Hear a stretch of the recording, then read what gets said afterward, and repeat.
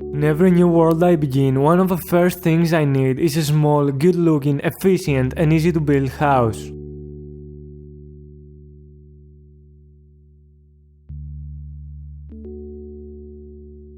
The first thing we do is the shape or frame of the house, and to make it easier I divided the building phase into 4 parts.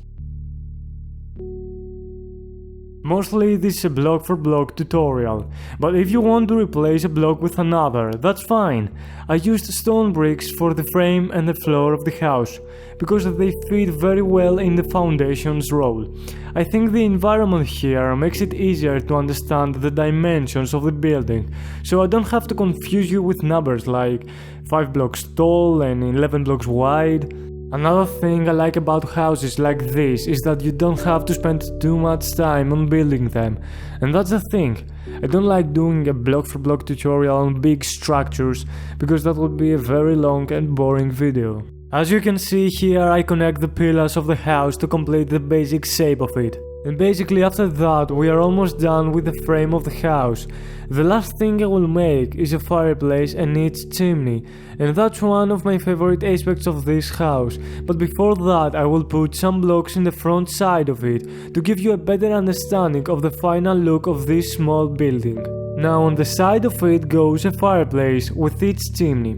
I think a house that has one becomes more familiar and warm, if that makes any sense. Of course it gives the building a more interesting shape, so I couldn't leave out the fireplace from this design. This is a tricky part, so be careful, and if something goes wrong next, you know where to look at. A few more blocks here and we are done with the most difficult phase of this house. After that the frame is done, so you have a basic driver to work with, and everything speeds up. Now a very easy and fast part, the walls, and we are getting closer and closer to the final form. As you can see, the first wall is the one of the main entrance of the house. After that I use spruce planks for all the other sides. I leave some gaps, and that's because we will make windows there.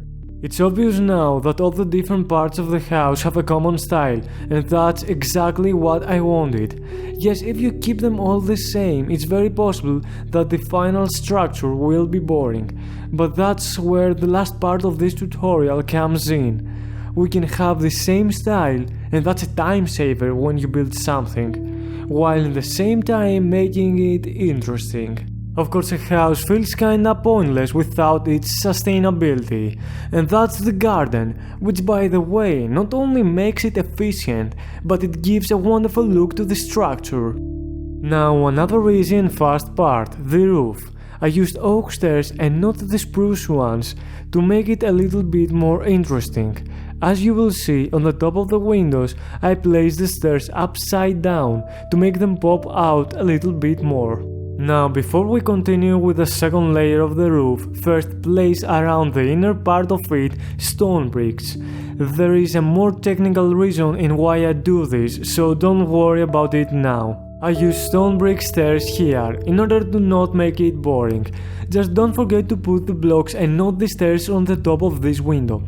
So the reason I chose to go with other stairs now is simply because there is one more layer of roof, and by using the same stairs it becomes very boring. And we are almost done with the roof now. Because the house has attic too, I do one more thing. Just copy me very careful here, because it has to be perfect in order to work for a small house like this. Also, you have to place the spruce slabs on the lowest layer, otherwise you won't be able to fit. And that's another thing I really like about this house. It's small, but it has an attic for extra space. And now my favorite part.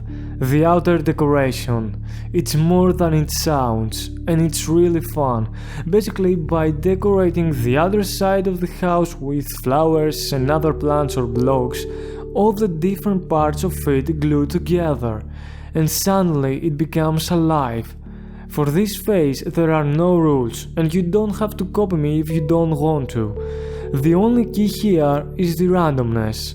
Just place other blocks that fit with the palette in random places, and that's what really gives it life. Especially the mossy stone bricks here are a great choice. and you don't want a lot of them, plus you can craft them not very expensive. And of course the vines take it to another level. They break the flat walls and they feed with a lot of blocks. One thing they are best at doing is that they make the whole house fit with the environment. Of course, if you will not build the house in nether. Just like the other blocks, just put them in random places. But keep in mind that if you overdo it, your house will look abandoned. Of course, sometimes you might want a style like that. A small thing to keep in mind to make the attic work. Put 2 ladders here and a trapdoor on the top. And when you are up, something weird will happen. The blocks will float. And that's because we used slabs.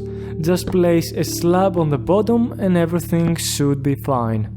Thank you for watching, it really means a lot to me. I hope this house will be useful to you. And of course, pick your flavor.